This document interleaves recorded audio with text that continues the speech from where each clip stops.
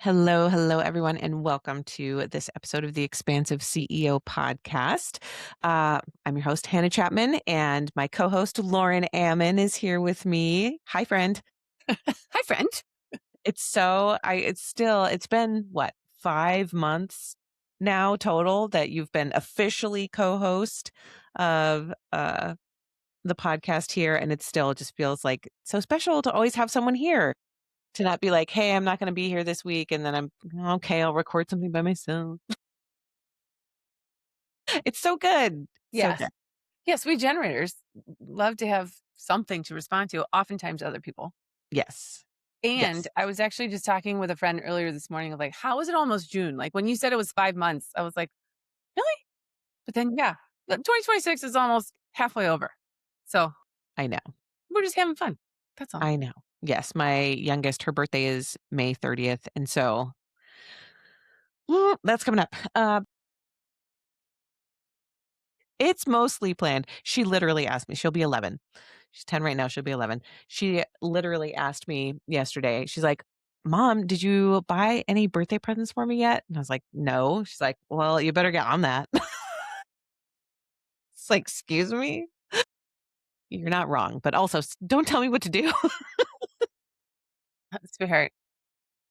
No, my manifesting generator self. Uh, and my 6'2 manifesting generator self. I don't like to be told what to do. No, no, she's our little splenic projector. Yes. She's your, That she's one. your special soul. She's our special one. And a house full. Well, no, not me, my oldest daughter, my middle son. We're all generators types. Husband's a manifester. She's a projector. We've got a smorgasbord. Yeah. Out of the I can't do math right now. 4 16 people in my family, minus 1. Um, all are generators except for 2. One is a That's manifester, one is an emotional manifester, and one is a an emotional projector. The rest of us are generators of some sort. that's crazy. Mhm. That's so funny. It's a lot of generator energy. Mhm. So it's fun, fun. But we are today. I'm so super excited. I need to take a breath because we have been working on some just really exciting things that we absolutely cannot wait to share. Like my whole being, especially as a manifesting generator, just like put it out there, right? Is it done? No. Is it completely ready? Absolutely not. But I just want to share. I get so excited and I want to like bring people along and be like, come on, let's go. It's going to be super fun. And people are like asking questions of what do you mean and where do we start and what do I do? And I just want to be like, just get on the freaking boat. Just get it. Just, come on. Just hop in. Just Go. come on. It's fun. Trust me. So just trust me, bro. I'm working on less trust me, bro, and more, okay, I'm very excited. And here are your steps. Yes. Well, that's where I come in, right? So let's take it a little slow, right? And then that's where my step-by-step generator energy is like, well, wait a minute. And maybe my collective of like, whoa, whoa, whoa, whoa. Everybody else needs. What's the pattern? What are the steps? How do we do it? Right. And my organization of like, oh, that doesn't make sense. So let's take a pause. But this is why this works. Yeah, truly. Truly, truly. Because as we are uh, teasing a lot of things, we'll get into it in a second. But as we're like working on one thing, um, and getting that ready and having that kind of like have a few little twists and turns and pivots that are perfect. I was quite literally at my daughter's gymnastics last night. It's 2 hours long. I bring my computer, just kind of like see what I want to work on. Which actually like works really well because it's not time where it's like I have to do X, Y, or Z. It's kind of just like, all right, what seems interesting? And I, in my, just creative inspiration, created something completely new yesterday. and was like, Lauren, look at this. And it's perfect. And it's about money stories. And I am so excited. So excited to share this with the world. Um, and we're going to really dive into. We're going to talk more about money stories today. I've This is not a new concept. We've talked about it before on the podcast, but it's been a while. It's been a while, and I tend to also like just assume that people know what I'm talking about. Like, I've talked about this before. Like, you can go, no, no, no. We need to like remind, come back, talk about it again. So we're talking about money stories today, and the thing that is in the process of creation, being birthed, whatever you want to call that, is it was so easy. And this is one of the pieces that also, again, like, not everything is about ease and flow, and like when you're aligned with your design, everything's just going to be the easiest ever. We talk about that all the time, right, on the podcast. But at the same time, there are elements that if you are if you're pushing through resistance all the friggin' time, that that's also not correct Yeah. for Right. Right. pretty much anyone, right? Like, that's a big signal. And so this piece that we created and will be debuting. I don't know if we're debuting it on Substack or on the website. We'll see. You'll hear about it Yeah. very soon. I Yeah. promise. It'll be a low price point. I'm so excited. Trust me, bro. Just trust me, bro. But it was so freaking easy, to the point where when I stepped back from it, it was like, oh, this is it comes straight from all the body of work that I have been working so um intentionally and diligently on, like, pretty specifically for the last 5 years, but it comes from like my whole life. And when this like just came pouring out of me, like, there was this feeling of like, that is supposed to be easy. That part is supposed to be easy. Just let it, like, when the inspiration is there and you let the inspiration flow and come out, like, holy crap, that was just almost effortless, Yeah. because it again, it came from something that is already there. It was, um, I love the concept of the quantum leap. Um, and there's a book, I have it over here, by Price Pritchett is the author, and it's called U Squared, U and then a little Yeah. 2, U Squared. It's all about quantum leaping. And the misconception around quantum leaps a lot of times is like, oh, that means I have to like, a quantum leap is a light year away, right? It's like this huge shift. That's literally the opposite of what he's saying. The quantum leap is the teeny tiny shift that it puts you into hyperspeed. The little thing that's like, even in one of the essays in the book, it's like, the quantum leap is not something different from what you've already been doing. It's the thing that you've been doing, and there's a teeny tiny shift Mhm. that opens it up Yep. to everything it's supposed to be. Literally, that's what we just experienced. Yeah. What, bleh, bleh, it is the perfect representation of energy being used correctly. Because as you go back and put yourself back in last night when you were sitting there and doing all of the things, like, and it just coming out of you, right? It's easy, quote unquote, because it was I'm going to guess somewhere in your body it felt satisfactory to just do this thing. And it always comes back to, right, we always talk about a generator specifically is here to use our energy satisfactorily, right? It doesn't matter what this leads to. It's just the use of the energy. And that was the whole thing about what came up, is that you weren't thinking about it. It wasn't like "Well, I need to make this thing because of." No, it was, I had created something based on a collaboration between you and me. You saw that thing and said, "Oh, I think this thing could use what you thought." And then it just kind of snowballed from there of like, "Oh, but what if we actually tried this?" You you had no preconceived notion that responding to what I created was going to lead to what you created. Right? That's an exemplary definition of a generator doing its thing, but not being tied to what it leads to, just being in the moment of what the energy was there to actually do. Yeah.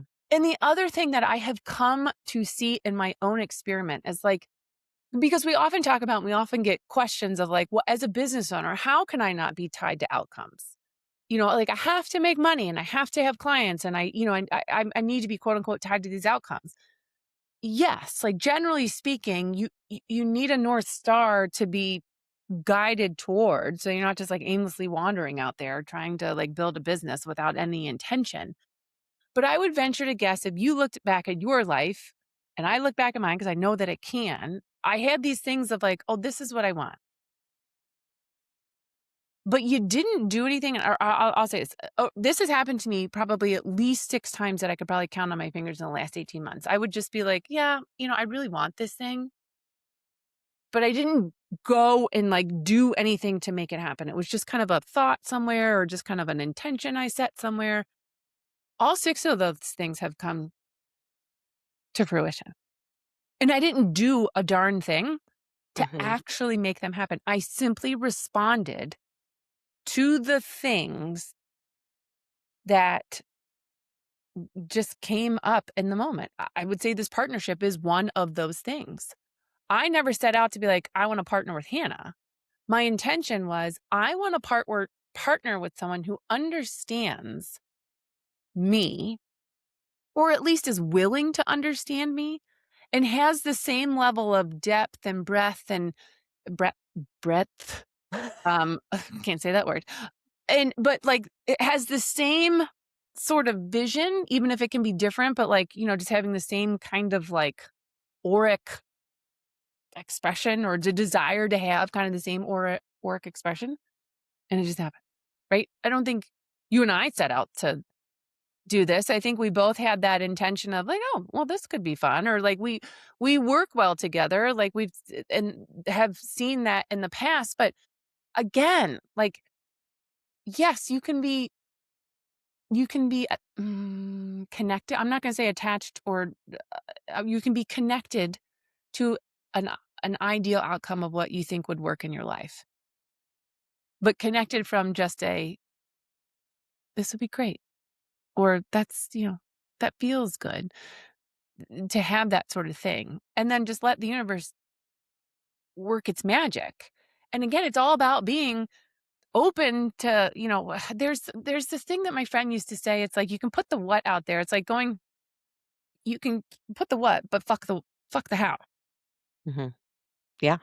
Just however it works is however it works. But you have to be willing and open to having no clue how that's going to work. And again, perfect example of like this kind of situation. I mean, when you sent me that text last night, I was like, oh my God, what? Like, not even in the purview of it, or in the realm of anything we had ever talked about.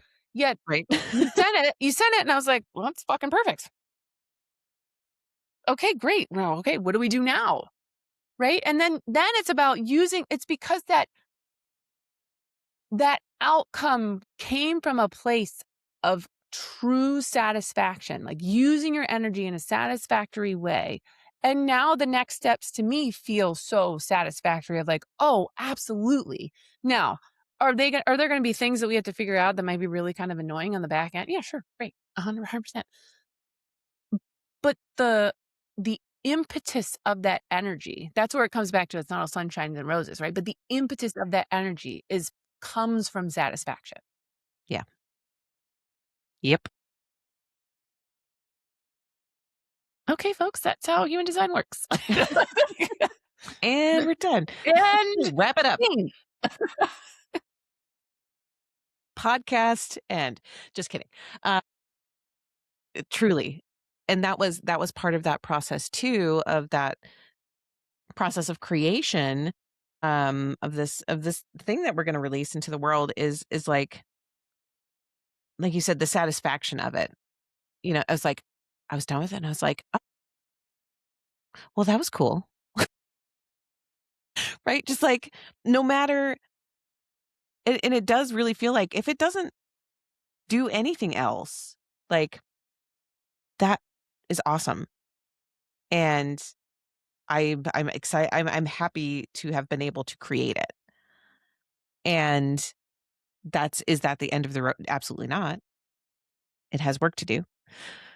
Um, in a good way, in a beautiful way, because that's to be of service, right? That's the whole thing. It's like, oh my gosh, this thing is so cool. I'm so excited, and it's going to be of service to so many people. And in this realm of money story, which again is such even the way that I approach money stories, the way that I work with them, have worked with clients with them, also came about extremely organically in that same way, responding to like the first two times that I did this in a client meeting was literally responding to what does this person need right in this moment, right? And that's and create that was the first, when I first created the money story meditation, it was because of that. And I do it's one of my favorite things to do is to drop into groups, masterminds or groups of people or whatever that is, and lead this guided meditation and allow people the space within themselves to have an experience. And I mean, actually, so I want to talk about this. I want to talk about the journey of that actually, because I mean, this was 2022, so 4 years ago, I believe. Um, and those first two client interactions, one, we were it was really difficult for her to look at money when she came to me as a client. Like part of the issue was that she would get like immediately anxious and immediately um like she's a projector, anxiety, a little bit of anger, like feeling, all of those, like just she did not like looking at the money. And we worked through a lot of that. Even going into her books, we noticed some things that were really important about where money was going in the business. Just me looking at it and being like, what's going on here and what's going on there? And she started, digging and seeing like, oh my God, like we're spending like so much money on this thing, and that is not where money is supposed to be allocated, right? And so it was one of those examples of like we really just have to have the space to be able to look at things, the discovery, right? Um, but as then we had a meeting, we had been doing quite a bit of number stuff, like looking into the numbers, diving into the QuickBooks, diving into the accounts and different things. And then we had a meeting where she came in super emotional. Something else had happened that was super triggering. And also, again, I've talked about this so much. And to be clear, this is an X squared client. So we were doing the financial planning process. That's where we were starting.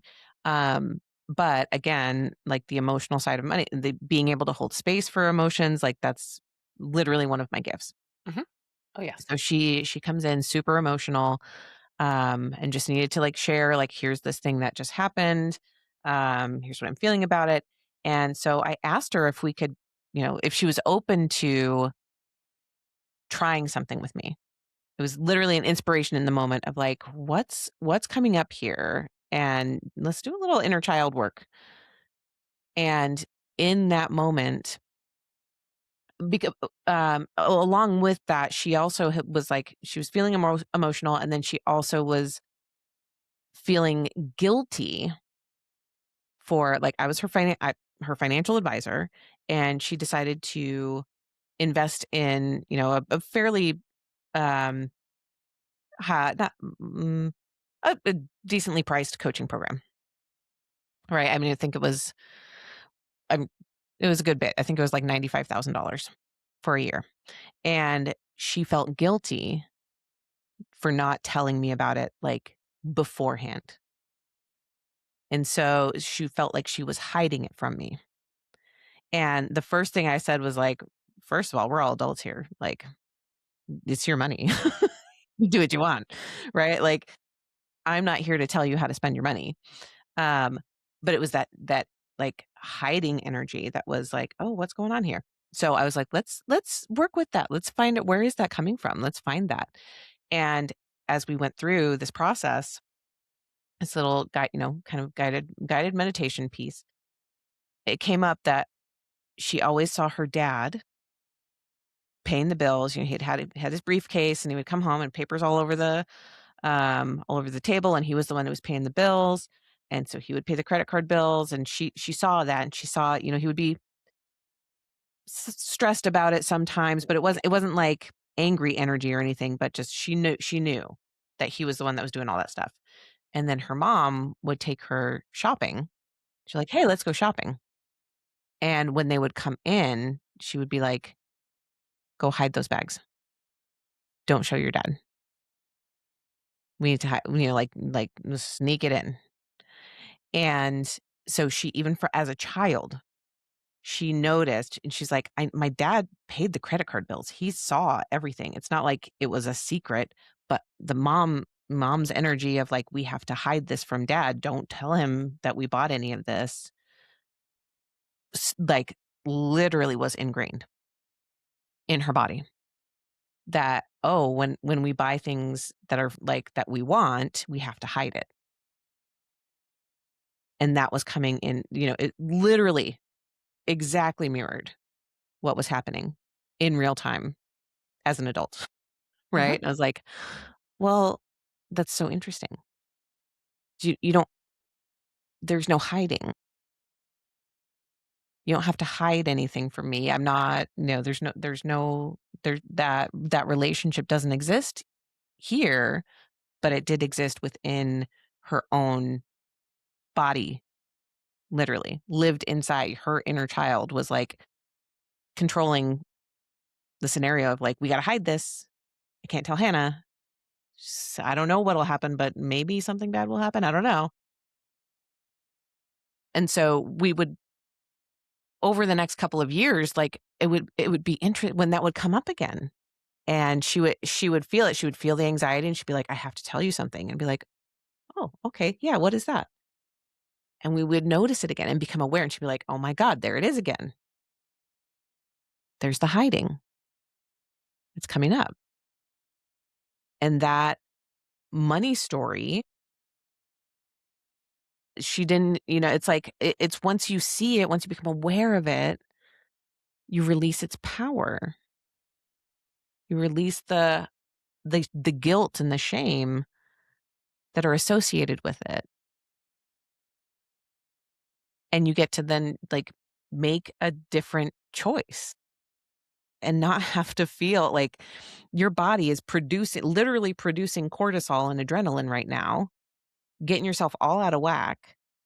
This is not just a, like, oh, airy fairy. This is a physiological response that is happening in your body because of, I'm afraid that whatever happened when I was little is going to happen again now, and releasing those hormones into your body, into your bloodstream, making you feel like you have to run away, fight or flight or fawn, Right. right? All of those things, it comes into play. These are money stories that come back through your body, through your physiological responses. And it's fascinating to me what interrupting the pattern, how important and how powerful it is to become aware and then interrupt the pattern. So I'm gonna pause there. What's coming up for you with that story? I mean, that's not your story. That's, No. someone else, but yeah, I would love to hear what's coming up for you. Well, it's, ever since we really started diving deep into this topic, and, whether it's been in these kinds of conversations or behind the scenes and other conversations that we've had, the importance of this topic, and particularly as a business owner, of, when you set on this, I'll speak from my own experience. When I set out to be an entrepreneur and to own my own business, it wasn't because I thought, my God, I'm going to be the next, like, some dumb bro person. I can't even think. It doesn't matter. But, like, I'm going to be this millionaire, because no, it was more about the impact. Like, I could feel it inside of me that I had more to give outside of what I felt I could give at the time in corporate. And even at the time, I had way more work to do on myself, when I left corporate and started my own thing. But the importance of this topic, that as you get into business, like, what is your relationship with money? And I would say 99.9% of people probably have no idea that they have some sort of relationship with money. And I would guess the majority of the time it's not the healthiest. And for whatever reason, right? Part of my money story is we never talked about money in my family. What I remember is my dad would write checks to my mom. My mom worked, and my dad, but I had two working parents. And I remember my dad would write my mom checks every week for, I don't, again, would have no idea how much money, because, we don't talk, right? And I remember seeing it, and I would, like, it was, again, my sisters and I were never really talked about it. We noticed the behavior of it, and I was just kind of like, oh, okay, cool. And growing up, I would say that I'll say I had a very privileged upbringing. I went to all private schools. I was a year-round athlete. We traveled for sports, and I had a great life. But when I became an adult, whoo, had absolutely no idea what I was doing. I knew that I needed to save. So, I put part of my paycheck into a savings account, and I put part of my paycheck into a 401k. I tried to max out my 401k contributions all the time. Like, I knew the concepts of how to be a responsible money earner, but I had no idea to what my relationship with money was. Like, when I buy things, I wouldn't tell my parents. I used to not tell my ex-husband, and part of it was like, "It's my fucking money. I'll just do what I want with it," right? Not the healthiest, relationship with money, or in the context of my marriage. But, my ex-husband and I, we never did, everything was 50-50, despite the fact we did not earn 50-50. I earned more than he did, in corporate. And it was just kind of like, and never in my mind was it, you have to contribute 50. It was just, that's just what we did. But when I was one of those who was, particularly when I became a business owner, I would hide it from him. And oftentimes, okay, let's get into the psychology of my relationship here. My former relationship is that oftentimes when I had an idea or I wanted to do something, the answer was no. Mhm. And at the time, I had no idea that my ex-husband was emotionally defined. Right. I am not. And so for me, it was like, yeah, we're just gonna do this thing. And his was a no. And that was the end of the conversation. And so I would start making financial decisions without him, because I didn't want to hear no. And not because I didn't want to hear no because I couldn't spend the money. It was more of "Oh, I don't feel supported even on an emotional level." So again, not the healthy listener, do not listen to my past relationship. Again, it was like, well, you're not going to tell me what to do, so I'm going to do what I want to do because I feel that it's the right thing to do. Take into account my third line, though. right? If something is not correct for me, I will pay for it, and typically financially. And I have experienced that in my life. And I think the root of my money story is I don't know how to have a relationship with it. Or that's what it was before, you and I started where it's like I didn't even know it was a thing. Why would I even need to think about it? But money has always felt scary. Mhm. And like how again, this is tied to my open heart center. How dare I ask for more than what I think I'm worth? So it's scary because I don't feel worthy of it. I think that is the root of my money story. Yeah. Yes, and it's, again, the money stories are, um, very often super reflective of our human design. So, I mean, like, they can they can absolutely be standalone topics, but with everything that I do, I know that they're more powerful when they are considered together, right? Like, the money stories are more powerful when they're considered in the context of your actual money.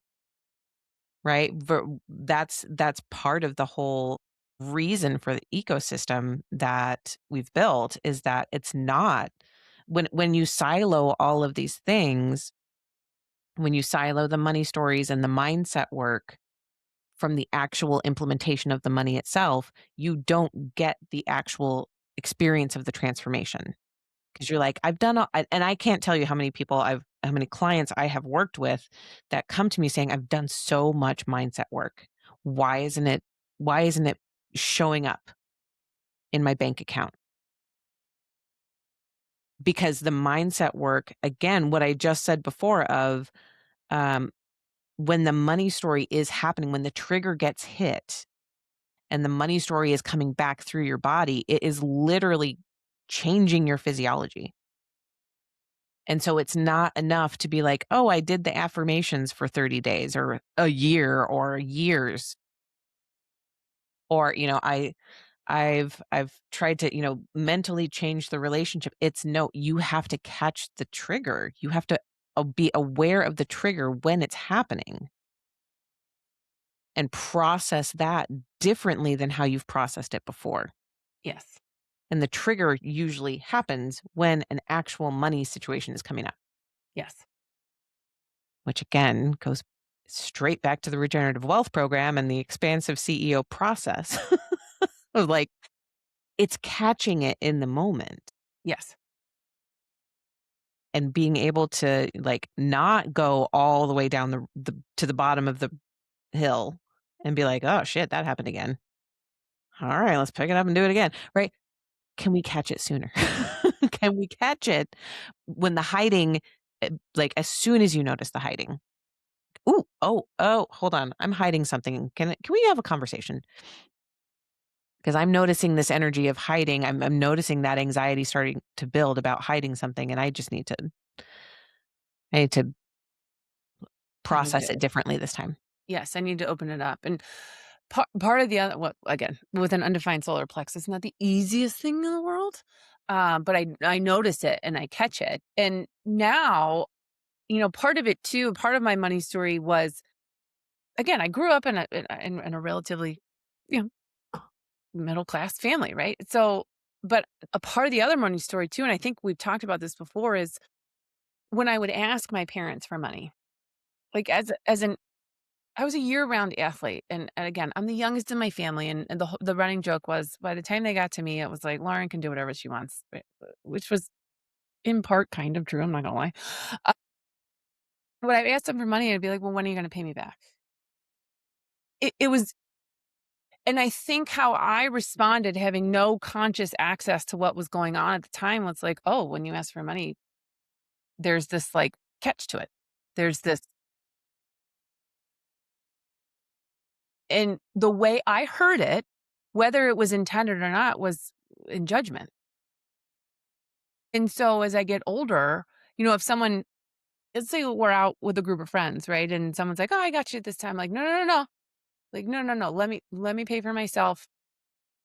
I just want to make sure, because in my mind, it's like, no, no, there's a hook to it. You're gonna get mad if whatever the case may be. Same as a business owner, like, oh God, how do I ask for money? Because one, I don't feel worthy of it, right? That's part of the other story. And two, someone's gonna be mad at me. Okay, well, how are they gonna be mad at you? Right. But however, the opposite is, and we've talked about this, I tend to overgive. So if we're in a group, I truly don't mind paying the bill for other people, right? And then, if the friend's portion was $10 and they're like, "Well, I'll Venmo you right now." I'm like, "It's 10 bucks. Who cares?" And it's amazing to me how linked all of these things are, because I do that with my energy, I do it with my money, but it brings me satisfaction to provide for other people. Like, also, I'm a 3 line. So my nurturing role is greed. And I Yeah. love that, because people are like, it's greed. Yeah. It's, Mhm. I want more than I actually need, because my nurturing role is to extend it to other people. So that's also a fun, part of the energy of linking it, because it's like, no, no, no, no, Lauren, you have a completely open ego to understand the right bargain and to understand who to connect with materially in order to instinctively respond to opportunities that are going to allow you to have more than you need in order to provide for other people. Like, yeah, I'll put that in my money story. Yeah, let's rewrite that one, because that one is, and I love the language because it is so shocking. Mhm. But Yeah, when I you love look past the connotation, or when you look past the surface and get to the connotation of what that truly means, yeah, yeah, let my 3 line soak it all up, bring it all in. absolutely. Absolutely, and that's it's then again, even to your point of, like, going from I'm overgiving to right, because then what comes up for me is the pendulum swing, right? Like, okay, now we're that part of the pendulum, I'm overgiving, so I need to, like, pull back into full selfishness. We're all gonna swing the pendulum. It's human It's nature. normal, right? Like, the part of human design is the Tao Te Ching, and Chinese I Ching, right? And the Tao Te Spectrum. Ching is it's the way, right? That's the part it's the way is the middle path. And part of this whole philosophy, the Chinese philosophy is that, like, we're trying to get to the middle path as the way, like, that's the goal, but we're always fluctuating around it. And so, okay, if we're gonna swing all the way over here, we're probably gonna swing the pendulum all the way back. How do we how do we intentionally try to come back to the middle without forcing? Yeah. It's such an interesting, again, the life philosophy that goes with it, to come back to that sense of that generosity is part of who you are. And it really doesn't matter. And it really does feel good. Right. And it's not from a place of overgiving, which ties back to, like, that's part of true prosperity, is being able to give from an overflowing cup, that you are safe, you are stable, you are taken care of. And that when you are, then it literally does feel good. It's satisfactory as all get out. Right. And so how do we not make that wrong? Right. Yeah, because the other layer of my money story is that, in going through the money story meditations, is, and for anybody who goes through it, you'll recognize this, right? This is part of what we're teasing is, you go through it at different stages of your life. I think part of it too, and I don't necessarily know how to articulate this, but like money is also confusing. I think that's part of my money story. This idea that when I became an adult and I was in the real world with myself, like I knew the concepts, but I didn't know how. Right? What was the best way to do it? And I was always that person too. So it's interesting now that we're talking about this and it's coming up and out. Is yes, I would hide it. Not all the time. There were certain things I would hide from my ex-husband, but I would hide it from myself. I always hated looking at my money. And it wasn't until I, started working through this and was like, I have to look at it. Especially in divorce, right? You have to You look at have, it. yeah. You have to look at it, right? And so it was like looking at every single thing. And the moment that I started looking at it, and I was very intentional about how I spent things and what I was putting into a budget. And I actually set up a budget for myself and I started using a budgeting app. You and I actually had this conversation. I was like, holy shit, way more money than I think that I do. And that was such a grounding moment of like, oh, it's when I'm not looking at it that I'll just, yeah, $5 here, $5 here. And then all of a sudden $5 is, $500, which again, at the end of the day is $500 is where we are in our lives. Maybe not a lot, but it is a lot, right? I mean, that's a car payment. What I mean, it's a significant amount of money in a monthly kind of context, right? And then when I started looking at it and I had the budget for myself, I was like, oh my God, Lauren, all you had to do was just look at the money. But again, that comes from the money story of like, yes, I was taken care of as a child, but the moment that I was put out into an adulthood, I was like, I don't know what the fuck I'm doing. I'm gonna hope and pray that the things that I think I learned along the way are gonna work. And oh, by the way, I don't have to look at it because it's really confusing.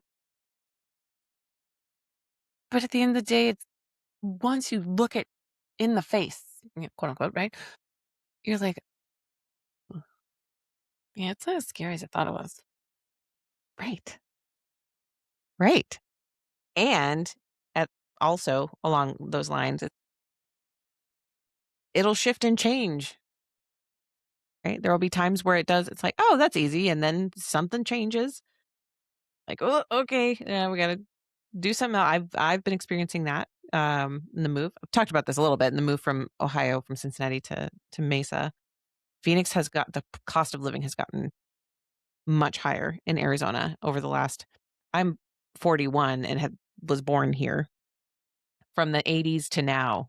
So the 41 years, it has gone from being like a pretty low cost of living state to one of the highest cost of living areas in the whole country. Um, so that has been like a big shift for us and our family and figuring those things out.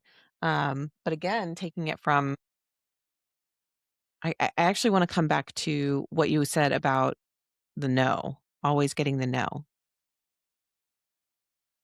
Money stories, picking up on your own money stories is incredibly important, Mhm.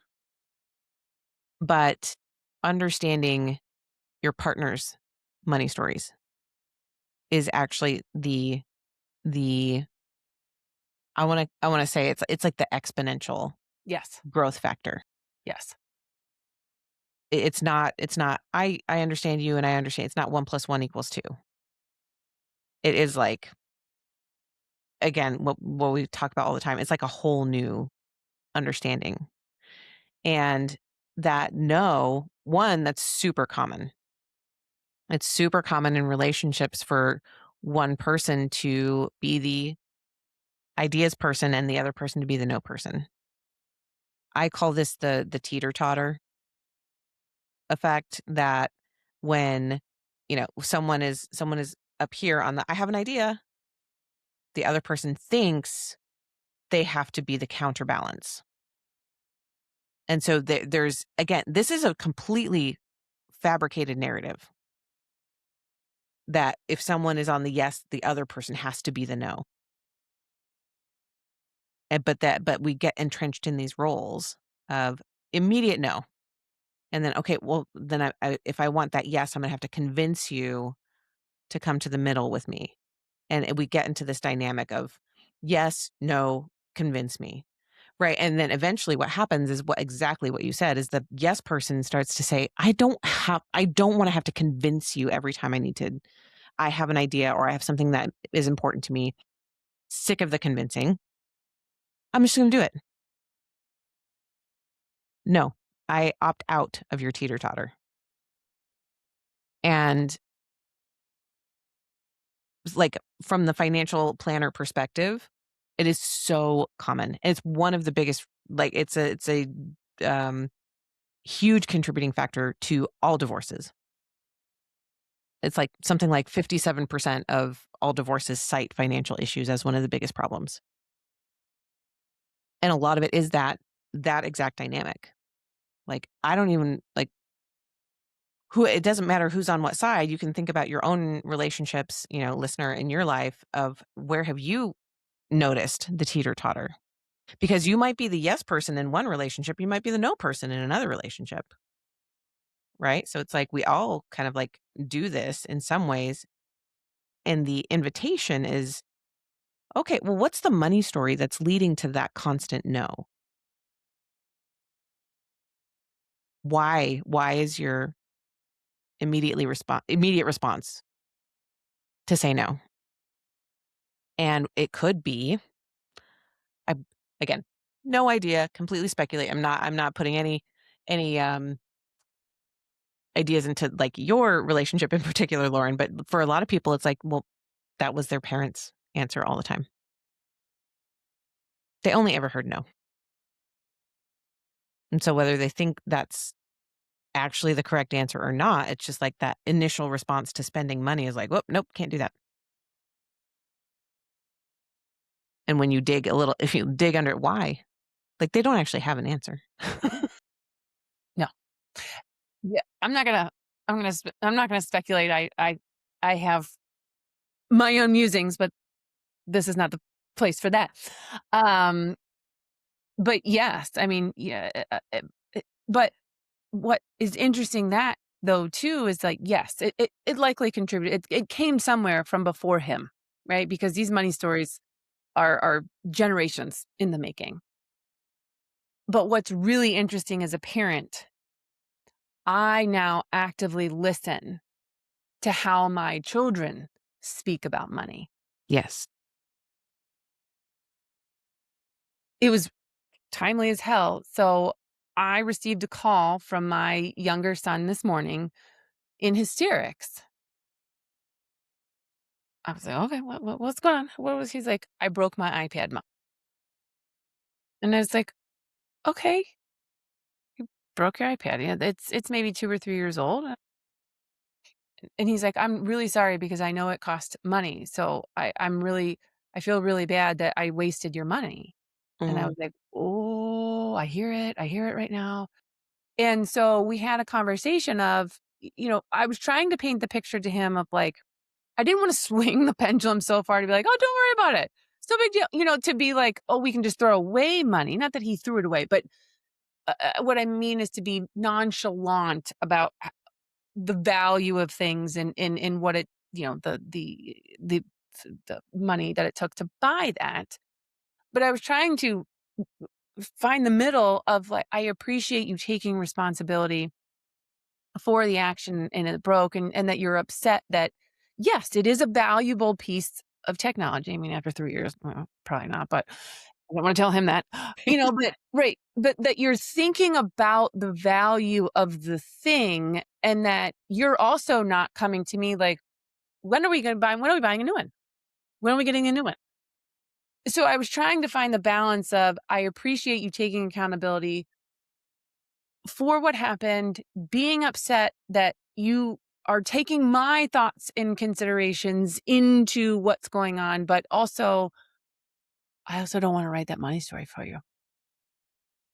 there was something in there and I didn't know how to articulate it at the time to him. And I don't know that I still know how to articulate it, but I was trying to interrupt his money story that I could already hear. Yeah. And also to, I genuinely wasn't mad.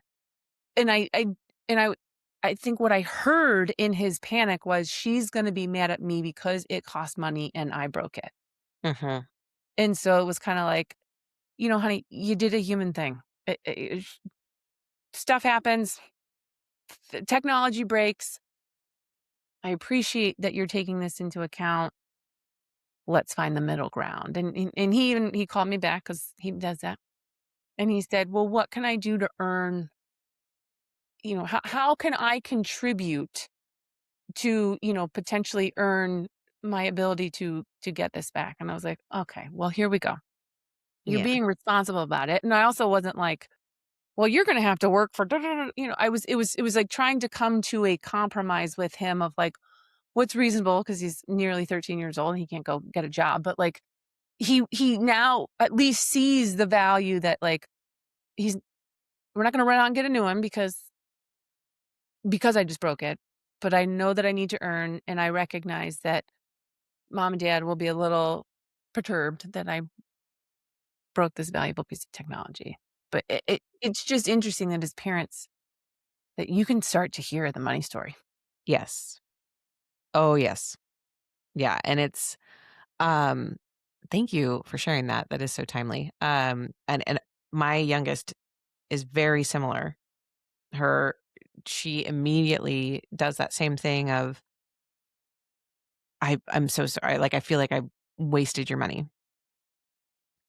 A recent one, was funny, was, so any parents out there, it's the Nido thing, right? It's Uh, no, You don't know I about the Nido? no, Yeah, this is not my bless world. you. Oh my gosh. Uh, so Nido, Needoh, it's a squishy, but it's like a tough one, and it's got a pretty tough outside skin and whatever. It's like an $8 thing, 5 to $8, but they got super popular, so people were literally waiting in line outside of stores, right, to that kinda thing, so now they're being resold, people are buying mass quantities and then reselling them for like $30 a piece, or that kind of thing. That's the thing that's happening, right? And I had gotten her a couple before the craze hit. She asked for them. I was like, okay, yes, I'll get these. It was $25, whatever. And then Clara and Henry were like, oh, I want one. It's like, okay. And then the whole thing happened where it's like now I can't get them anywhere. It's insane. And so I had ordered them. I saw them something on, I think, like TikTok shop or something like that. And I was like, oh, here we go. Like, they have them in stock. I'll order them. And when they come in, it takes forever. They come in, they're very clearly fake. Like, I bought 3, and they're not even the same sizes, and they're not, like, packaged the same, and they're, like, the wrong texture. I was like, "Oh my god, they smell bad." Like, ugh. And I think it was, like, $35 for the 3 plus shipping. And so Hazel, my youngest, she did exactly, she, like, saw them, and she was like, "Oh my god, mom, you got scammed. I feel so bad that you wasted your money and they're fake." And I feel so bad. And she's, like, really upset that I got scammed, that they're fake. And I was like, "Thank you. Yes, like, that's not cool. That's not I don't, condone businesses ripping off Yes. consumers in any way, shape, or form, and it's okay." Right? It was $35, not we're not in a bad spot, because of Nido, and it's not, they're fine, right? It's like, yes, we're not gonna, please don't cut these open because I don't know how sticky that stuff is on the inside, Right. Or what's in it. Like, right? Like, let's not. Um, but it's okay. That's also a lesson, for me, once again, of like, all right, well, sometimes you just got to buy stuff in person, and that's That's how you know it's authentic, right? And but she does that. She does that pretty often. That's a very similar story for her of like she's also been one to break things, not be quite careful Yes. with stuff. And my response, my money story from my childhood was I didn't get very many nice things. We didn't have a lot of money for to actually get stuff that we wanted very often. And so when I did, it was like I told this story about my shoes, like my school shoes. I would get one new pair of school shoes. I would keep them as pristine as possible. I would put them back in the box with the tissue paper for like a month. Right? It's like I have to take so much care of all of my things because I'm not going to get very many. Hmm. And so, I noticed my trigger coming up when when stuff just breaks and they're like, "Oh, well." I'm like, that Yeah. comes up for me Yeah.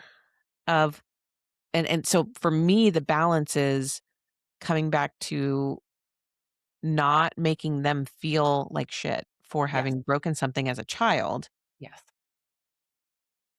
and the middle ground of like, "Hey, we do need to care. Yes.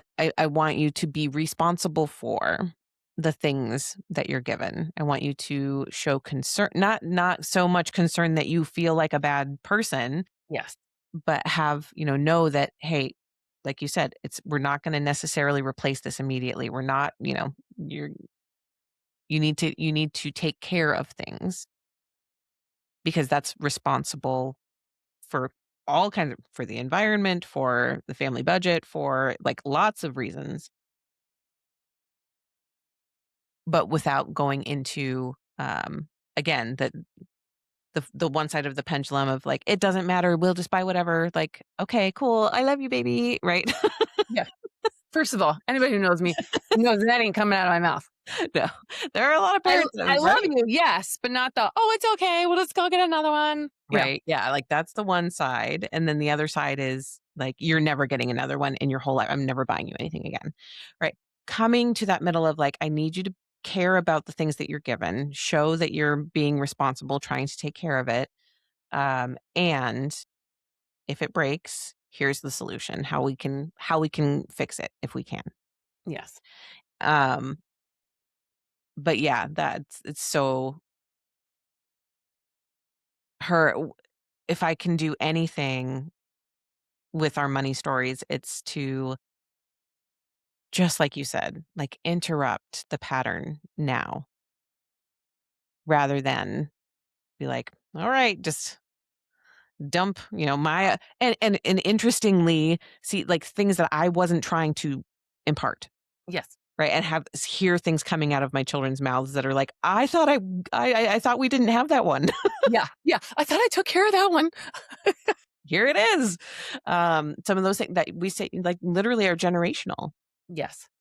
Partly because, I mean, maybe coming from grandparents, maybe coming from other family members, maybe just coming from, society in general, hearing other people, right? Like we can't control everything that our children are hearing and seeing, but then there is also that literal genetic imprinting that will have a big factor.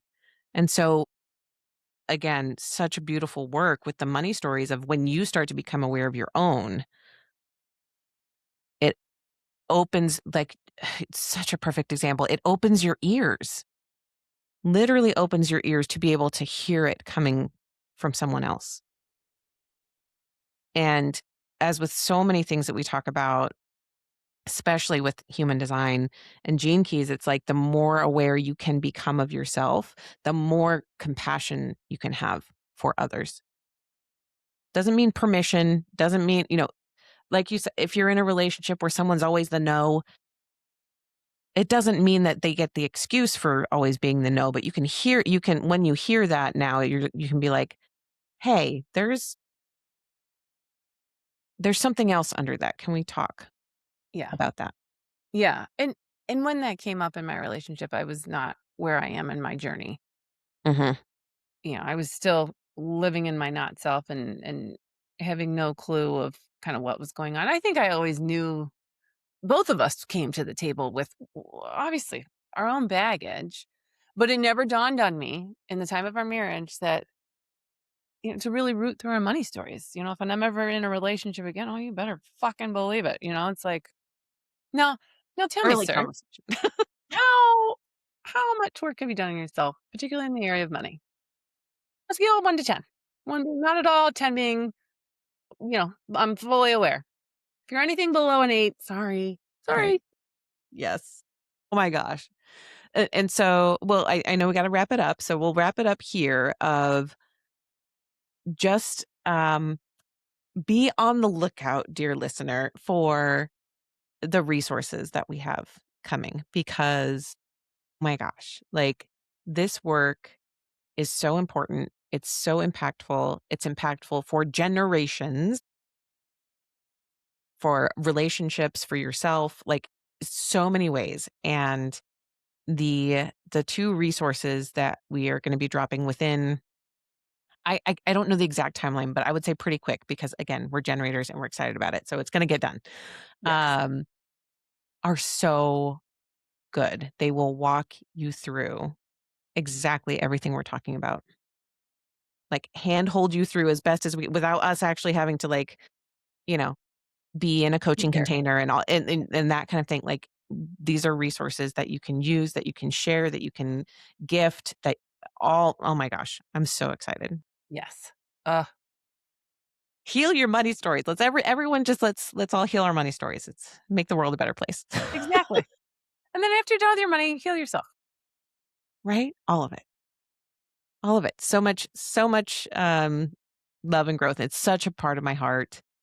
It's such and truly with I believe with all people who are have that like healing teaching impetus that whatever this is the lane that my soul has embodied in this lifetime is through healing money stories, healing relationship to money. Um, but when you start, even if that's the entry point, it then blossoms to everywhere else, right? Yes. It's not like a I healed my money story and nothing else is being shifted and transformed. It's all going to transform. It's just that's the entry point into the work. So yay! Super excited. Can't wait. Can't wait to share more. But we'll Yeah. stop there. Yeah. Listener, you'll know when they're out because we won't be able to shut up about them. So You will hear it. It's so exciting. Watch this space. Also, go watch Substack. So if you are listening, if you're not following us on Substack yet, we are putting different content there than we're putting elsewhere. And it's super fun. So Substack, Expansive CEO, Lauren Ammon, Expansive CEO, Hannah Chapman, Expansive CEO. Go follow us. You'll see stuff there too. Super exciting. Okay. That's it for today. If you have any questions, if you are excited, if you want to hear about any particular topic, we're always open.